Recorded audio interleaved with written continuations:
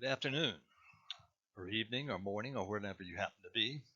My name is George Paris, and I'm a chemist, and I have taught various labs at various levels through my career. And of course, I've spent a good deal of time in my labs myself. And one of the topics I think is very important and we need to sharpen the skills of students with is how to collect experimental data and also how to use that experimental data in calculating final results of various sorts. In particular, we seem to underestimate the problems and issues associated with dealing with the uncertainty in observational measurements and the result of those observational measurements in the final calculations. Now, this is going to be a sponsored video. It's sponsored by Directed Energy Materials, LLC. And as I said, my name is George Paris, and there I should be on the screen. Now, the first part of this, part one, is going to deal with some topics which are very fundamental. In fact, they probably are taught in high schools these days, better high school classes, certainly in first year chemistry, probably first year physics classes.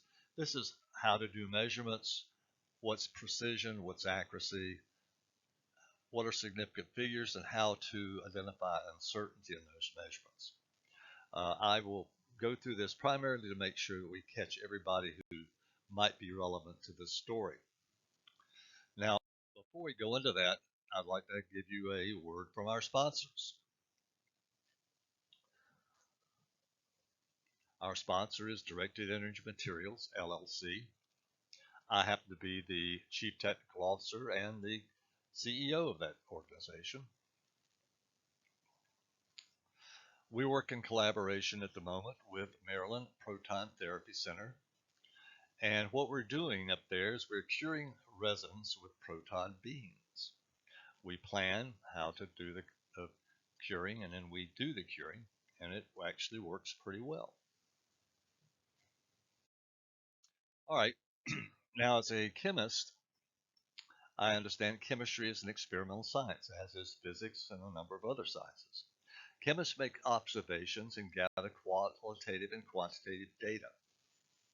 When we do that, there are certain rules we should follow to ensure that the data is actually saved in a documented format.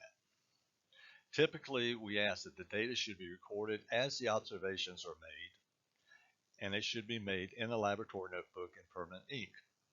This is a point I try to get across to students who are actually doing my labs because they run around with pieces of paper, write numbers down on pieces of paper. Those little pieces of paper get lost, misinterpreted, just generally confused, and don't end up in a notebook. Okay, so we really need a permanent, immediate indication of what those numbers are and get them in a format that is permanent and well documented. Quantitative data should be recorded to the number of digits that are experimentally significant, and the experimental accuracy should be indicated where relevant. Now, if we change those records, if we have to change the notebook because maybe we decided to throw out that sample and do the analysis again or something like that, if we do that sort of thing, if we change the record, what we need to do is we need to explain why. Like, okay, we threw out that sample, we're doing another one. Okay, simple, straightforward, basic stuff, precision and accuracy. All right, precision refers to how reproducible the data are and is addressed as significant figures. Accuracy refers how close the data are to the true value and is addressed in terms of an experimental uncertainty. These definitions are pretty basic. You'll find them in every chemical textbook.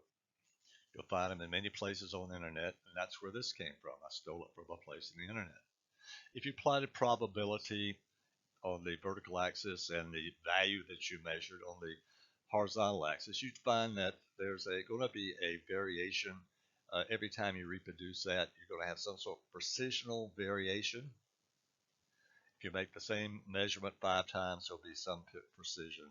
That's indicated by the bell-shaped curve on the right-hand side of this graph. Once you've established the most probable number there, you still have the issue of accuracy. How close is that mean to the actual reference value? This figure also is found in many chemical textbooks and all over the internet. This is a representation which I stole off the internet, of course, and it attempts to explain to basic students, introductory students, what the difference between low accuracy and high precision is, high accuracy and low precision is, and high accuracy and high precision is. Okay, that's what these three targets represent. Now, we're going to talk, we're going to use as an example measurements involving volume and mass. And typically, if you're doing things like with a burette or a graduate cylinder, you'll have a system something like this. Uh, and I've indicated some different marks on this, and I've also indicated a certain level of a fluid in this. And you may ask yourself, like, what is this number? What number should I assign to that level? Okay. Now, most people would say something like, well, it must be 10.5 because it is near the center point between 10 and 11. Okay, that's good. The 0.5 is significant because most people believe it can be distinguished from 0.4 or 0.6. At the very least, it's clear that it's more than 10 and less than 11. Now, how certain am I of the recorded value? Although we believe that 10.5 is significant, physically relevant, we might have some concern about exactly what it is. The observer is the person who indicates the uncertainty in the measurement. Students come up to me in lab and they say, Dr. Paris, how accurate is my measurement? I say, I don't know. You tell me. They'll show me their burette or their graduate cylinder or their whatever they're measuring, and they'll say, what number should I use? And the answer is, it really depends upon you as the observer. And the question I tend to ask myself when I'm faced with the same problem is, how far would the measurement have to deviate before I would assign it a different value? Okay. Now, in this case, I've added on the left-hand side of the graduated cylinder, I've added the some markings. This is an unorthodox set of numbers I've got here. You're actually 6 different gaps between 10 and 11. So each unit there is going to be a sixth of that, which is 0.167 units. And I can conservatively distinguish about a mark in distance. In other words, I'm confident that I can distinguish plus or minus 0.167. Thus, I'm going to call my measurement here 10.5 plus or minus 0.2. That should be a conservative estimate of what the error or what the uncertainty is. Now, going back to what I said earlier, the point I'm making here is that with that 0.2, I could distinguish between 10.7 and 10.5 and 10.3. So I feel confident that my value of 10.5 plus or minus 0.2 can be distinguished from these other numbers. All right. The uncertainty applied would indicate my comfort level in the measurement. Different observers might assign different uncertainties to the same measurement. It depends upon the nature of the instrument and the ability of the observer to use it under the particular set of circumstances. Okay, let's look at the numbers that we come up with here. Mathematical operations do not create significant figures. First rule, okay? All right, when using mathematical operations, we should take into consideration a general principle that if we're multiplying and dividing, the result will have a number of significant figures, which is the least precise measurement. In other words, I can't create significant figures by doing a mathematical operation. In this case, this is sort of typical of what a student might do. I've taken the number 0.40 and I've divided it by 3.02. Now the 0.40 has two significant figures. The 3.02 has three significant figures. And if you did that math on your calculator, which students are prone to do these days, you can get up to like 10 or 15 different digits, and it would go like 0.1224503, and you'll see that students will walk up and hand me that number all the time. But there's only two significant figures, okay, because you use the input value, which has the fewest number of significant figures, and that would be two significant figures. So the result can only have two significant figures. That's to measure the precision of this measurement. That's something you should probably learn in high school. You certainly learned it in your freshman chemistry or first year physics. Now, when you're adding and subtracting, things will work a little bit differently. Here I have added three different numbers. One of them looks like six significant figures, 2.00375. Then one has three significant figures, 0.313. And then the third one has four significant figures, 0.257. And you'll notice that when you line up the decimals, and you do the addition, what you find is that you get this number. And are these last decimals figures significant? The answer is no, because if we look at the 0.313 number, which has the fewest number of significant figures, if we everything beyond that second three, we don't know. It could be anything. And so the numbers that we add up below that are meaningless, basically, except we will round them up. So if I took the number that I added here, the 2.0375, excuse me, and the other numbers, I'd end up with 2.52245. But you'll notice that the 3, which I've indicated here in blue, is the last number that makes any sense because it's the last one that we actually understand. And so we strike everything to the right of that. So I've struck the 4, 5. And so the number that I should report, the number that I should be using, is 2.522. It actually does have four significant figures because that 2 from the first number is clearly a real number. Okay? Now, scientific notation is really a whole different situation.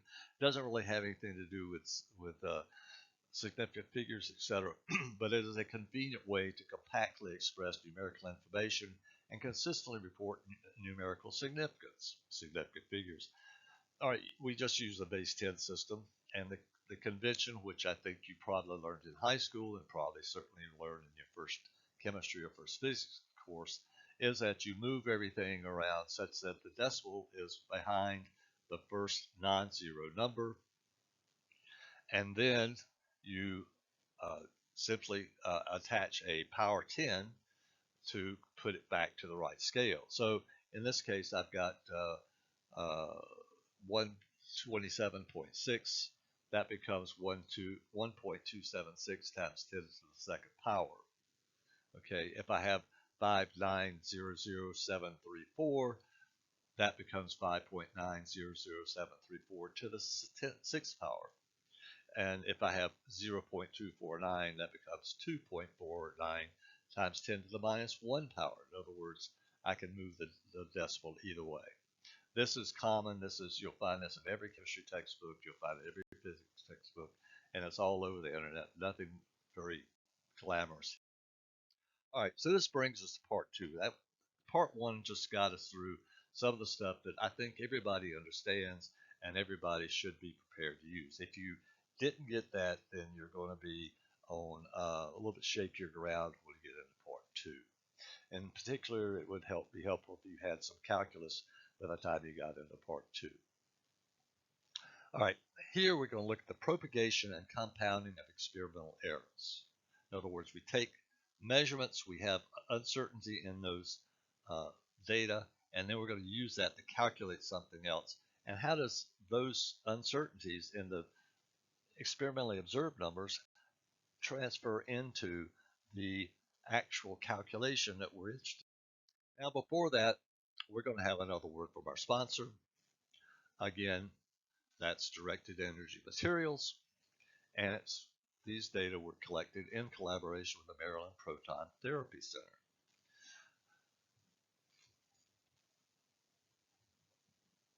Now, the interesting thing here is we took a structure, we put it in a container, we put some resin in there with the structure, and we exposed it to a proton beam, and that activated the resin. We formed a solid. You'll notice that in that second to the right photograph, the blue material is not touching the wall. In other words, it's standing there by itself. And to the right, you'll notice I've cut away the container, have only the base, and we're still affixed to the base. And you'll see I have a completely separate item, which was created. It's about 200 grams, and that was created in about 5 minutes. And we actually over-cured it. We could have done it in less time than that, probably about 3 minutes. You're not going to get 200 grams of material created in many other circumstances in 3 minutes. And you can't do that with 3D printing. What happens when experimental errors are present in two or more experimentally determined values that must be combined to obtain a result? All right, that's the question we're working on here. Let's work through a simple example. And suppose it will determine the density of magnesium by the water displacement method. Okay, I think probably many students have done this, and you probably, if you haven't already done this type of experiment, you may well soon. Hopefully you'll have a better appreciation for what's going on very soon. Now let's take a piece of a magnesium that has a specific mass, and we're going to drop it into a container of water or a container of some fluid. All right, initially we have an initial volume of water here. Let's just call it water, 10.5 plus or minus 0.02, or excuse me, 0.2. When we put the solid in here, which has a certain mass, which we determined independently, the volume increased and increased from 10.5 to 11.3, and both of these measurements had the same uncertainty because we have, the same persons making the same measurements, okay? These are just the marks on the sides of the graduated cylinder. Now, here's what we're going to be doing. Calculating the volume of the solid depends upon making two experimental measurements. We have the initial volume, V sub I, and the final volume, V sub N, each of which has experimental uncertainty. To calculate the compounded uncertainty in the calculated volume V, capital V, we must know the uncertainty delta in each contributing measurement, and we must know how that uncertainty in each measured quantity affects the calculated volume, i.e. the change in the calculated quantity, capital D, the volume, with respect to the uncertainty in each of the measured quantities. We do this with the partial derivatives. Okay, if you haven't had calculus, this may be a problem for you. Even if you have basic calculus, you may not have heard of a partial derivative. If you know calculus, taking a partial derivative is very simple. You take the function, in this case, the capital V, the volume we're trying to get is the function. It's a function of two variables, the initial and final volume. And in order to take the partial derivative of the calculable volume with respect to the initial volume, we basically hold the final volume constant, and we do the derivation. We take the derivative. Whatever the variable we're not looking at, we turn it to a constant and proceed accordingly. It's very straightforward. All right, go back to our example. The calculated volume, capital V, is a function of two variables. The volume is the final volume minus the initial volume. I've got That's symbolically, mathematically below. Now, the uncertainty in the various observations, the initial volume and the final volume, in this case, have exactly the same uncertainty, plus or minus 0.2 milliliters. Now, the gradient, that's what this differential is, the partial differential, is the gradient with respect to each variable, is the rate of change of the function with respect to each variable.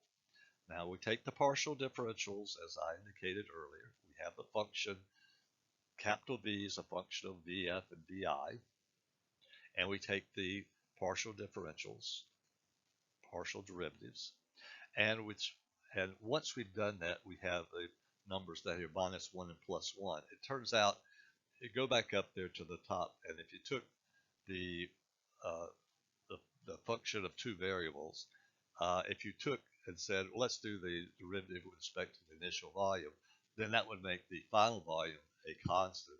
You do the derivative, that becomes minus 1. And the same thing, if you took you want to take the derivative with respect to the final volume, then the initial volume becomes 0 or becomes a constant. And when you take the derivative, you get 1. Okay, so if you know how to do derivatives, that was pretty straightforward. Now let me put this in more general mathematical terms, just for the kick of doing this. In general mathematical terms, uh, let's say we have uncertainties delta x and delta y. We have a function f of x and y, and we take the uh, partial derivative of that function with respect to x, and we take the partial derivative with respect to y. We can calculate the displacement function of the function f of xy with respect to each of the variables caused by the error or uncertainty in each variable as follows. We take that gradient, how fast it changes with respect to that variable, and multiply it by the uncertainty. Okay, so we have these two products that I'm showing here. And then the question is, how do we combine them? Well, the most probably combined effect of these variations is determined by the square root of the sum of the squares of these functions. In other words, the uncertainty in the function xy is going to be the sum of the square root of the sum of the squares of these two products. All right, let's go see how that worked out in the case that we're looking at. The compounded error, uncertainty of the calculated volume, that would be delta volume, capital V, is the square root, over here on the right you'll find a 1/2 power, of the sum of the squares. There's a plus sign in the middle, and then we have these two squared terms, which are these products on the inside. Here's the same thing laid out. That's the rate of change. That's the uncertainty in the final volume. We squared it. Both of those terms, the red term and the blue terms, got squared, added together, and then we took the square root of the whole thing. Okay. All right. Now, it turns out this is a simple a shortcut for us. If we have the area in that volume, if we have the initial volume and the final volume, we already stipulated that they both had the same uncertainty. They both were like plus or minus 0.2. All right. Okay, since they're both the same, here's a hint. If the uncertainty of the two measurements are the same, we can go through a little math, as you see here, and it turns out that we can factor out the square root of 2. And so 2 times the square root of 2, or the square root of 2 is 1.4, and you multiply that by the uncertainty in either one of the volumes, since they're both the same. So the compounded uncertainty is 1.414 times the error in each measurement, or I probably should say either measurement. Okay, and this is a useful general result. In this case, the uncertainty in the volume is going to be the square root of 2 times the uncertainty, that's 0.2, and when we do that multiplication, we basically come out with plus or minus 0.3 mils. All right. Now, let's go back and calculate our density. The density is, of course, the mass divided by the volume. What I've done here is I've taken the mass M, and I just took the volume up into the numerator as the to the minus 1 power. And then I go through calculating the gradients the same ways as before. The If I do it with respect to the mass, I get 1.25. If I do it with respect to the volume, I get that should be a minus 2.45. I left out the minus sign. It doesn't really matter because we're going to square it here in just a second. And then I've got the uncertainty in the mass, which we already have. We have the uncertainty in the volume. Okay. Now, the uncertainty in the density then is going to be the square root of the sum of the squares of these two terms. And by now it should be pretty obvious that the low relative error in the measurement of mass of the block of metal causes it to contribute very little to the uncertainty in the final measurement. Okay, you go through the math and you'll find that out. The density, for practical purposes, we can ignore that term. And so the density is basically going to come down to the uncertainty in the density is going to come down to the uncertainty associated with the volume measurement. So I calculate my density. It turns out to be, for practical purposes, 2.0. I've only got one significant figure. And the density, the uncertainty in the density ends up to be the square root of 0.735, which turns out to be plus or minus 0.9. So my calculated density from this experiment would be 2, one significant figure there, plus or minus 0.9 grams per milliliter. Now the actual density of magnesium is 1.74. For my experiment, all I know is it's the density calculated for my experiment is sort of be someplace between 2.9 and 1.1, which is a very wide range and doesn't help me a whole lot in zero in on this. Now, if you wanted more accuracy, and this comes into the issue of experimental design, you want to work on the volume measurement. That's where the problem is, not in the mass of the block of magnesium. That's very well controlled. Don't go out and buy, if your boss tells you to do this, don't go out and buy yourself a better balance. You don't need a better balance. What you need is a better way to measure the volume. Or you need to work with the design of the experiment such that you can get that relative error in the volume down, down, down. It would be a waste of time and money to work on the mass measurement unless you've done a whole lot to the volume measurement. Okay, experimental design. In practice, we rarely do experiments just to do experiments. Typically, we're trying to answer a question such as, is this blob of metal lead or gold? For example, the density of pure gold, 19.32 grams per mil, and the density of lead is 11.34 grams per mil. To distinguish pure lead from pure gold is not too difficult. The relative error that we'd have to have in either case would be either 35 or 20%. And so, we should be able to do that fairly easily, although we wouldn't have done it in our previous experiment. Even with fairly large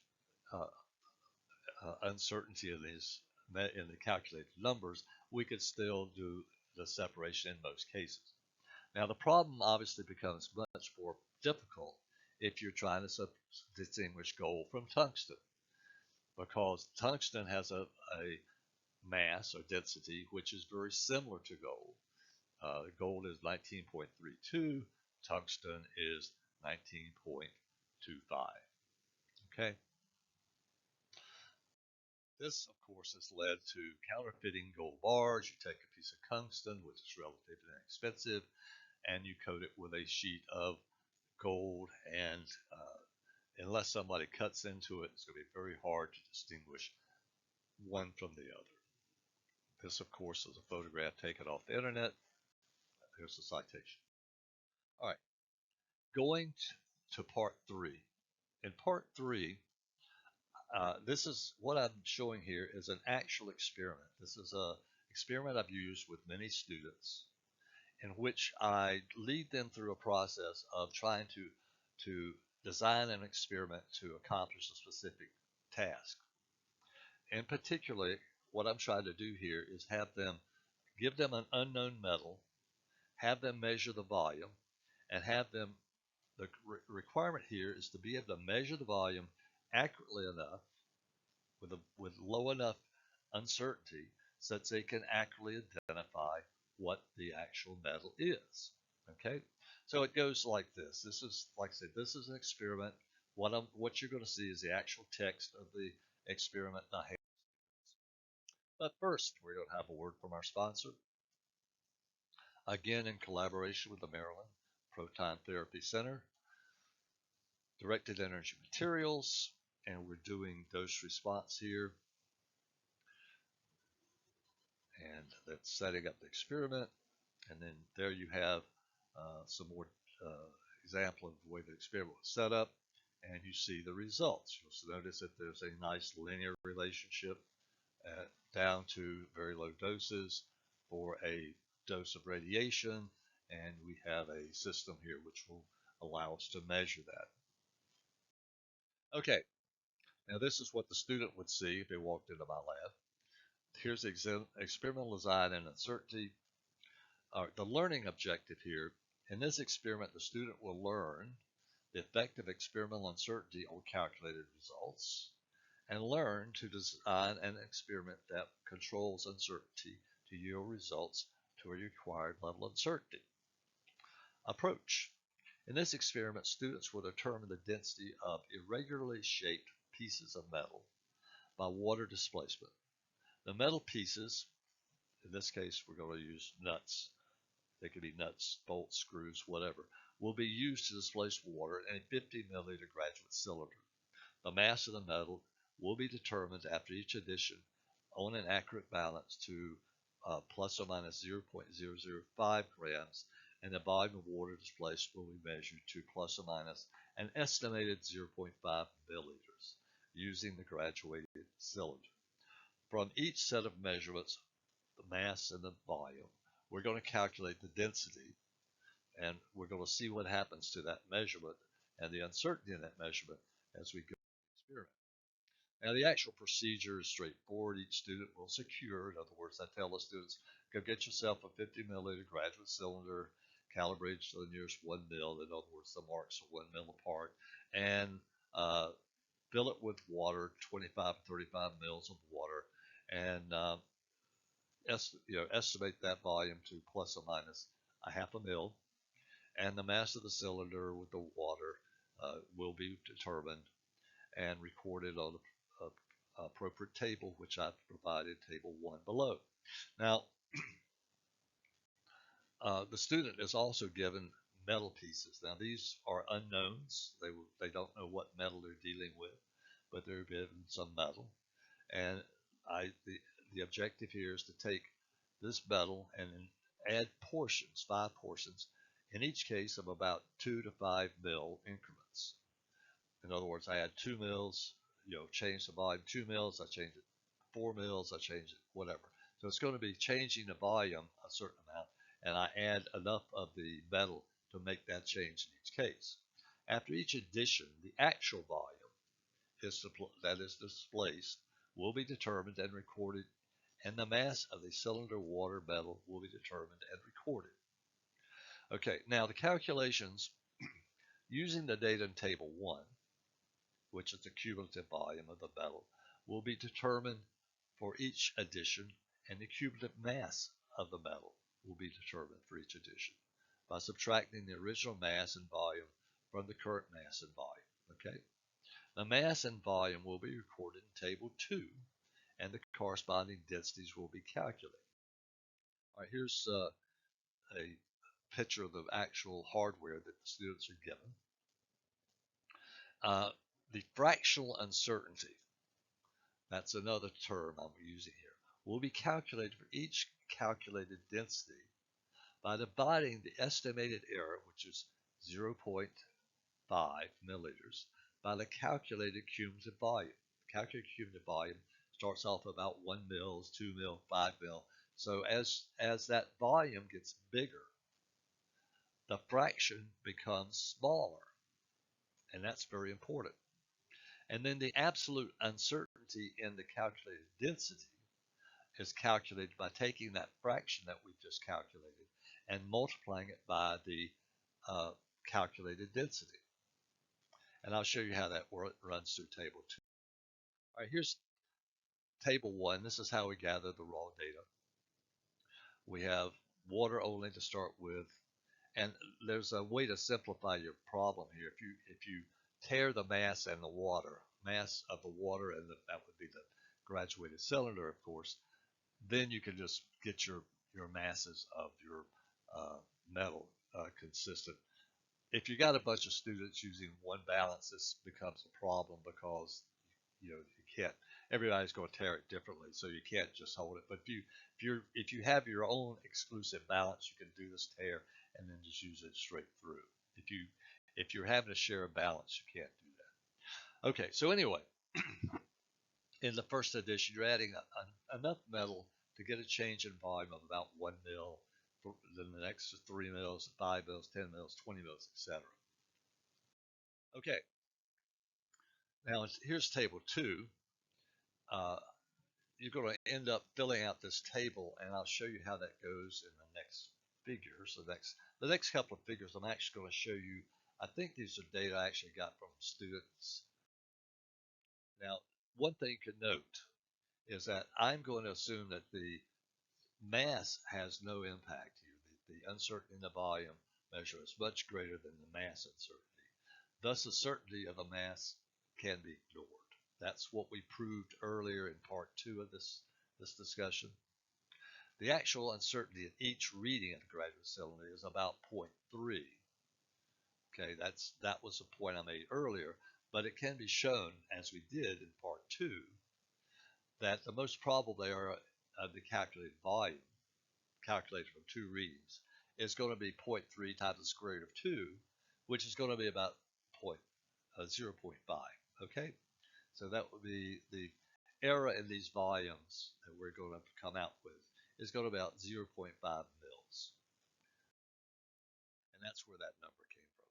Now these are some questions that I give to students. These don't have anything to do with their actual numbers that they're working with here, but these are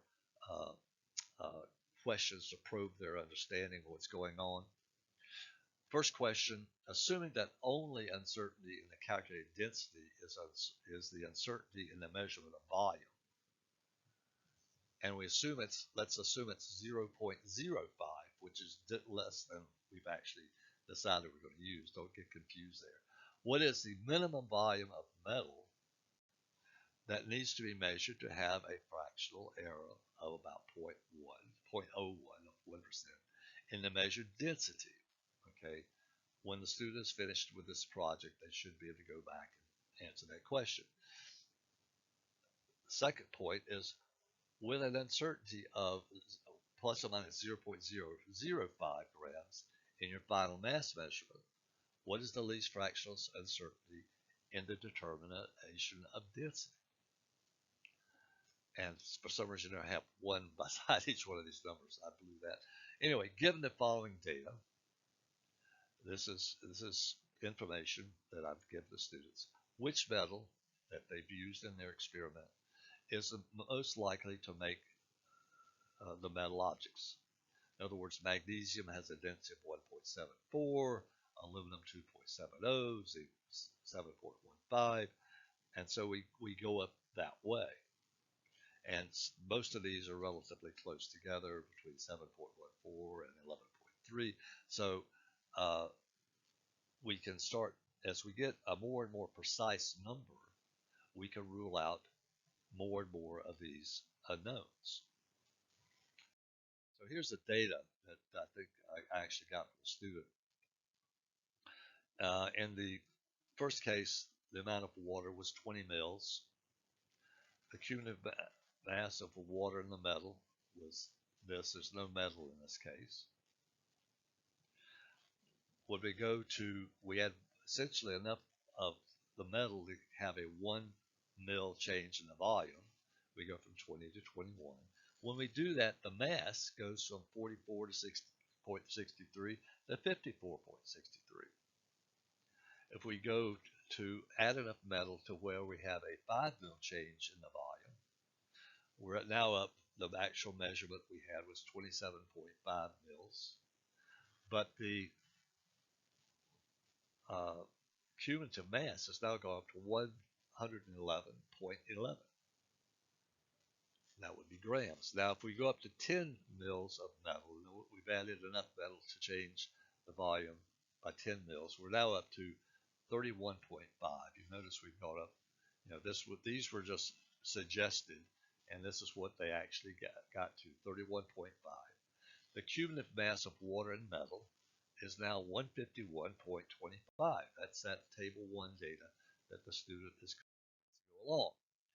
This table I use to show you how they do the calculations.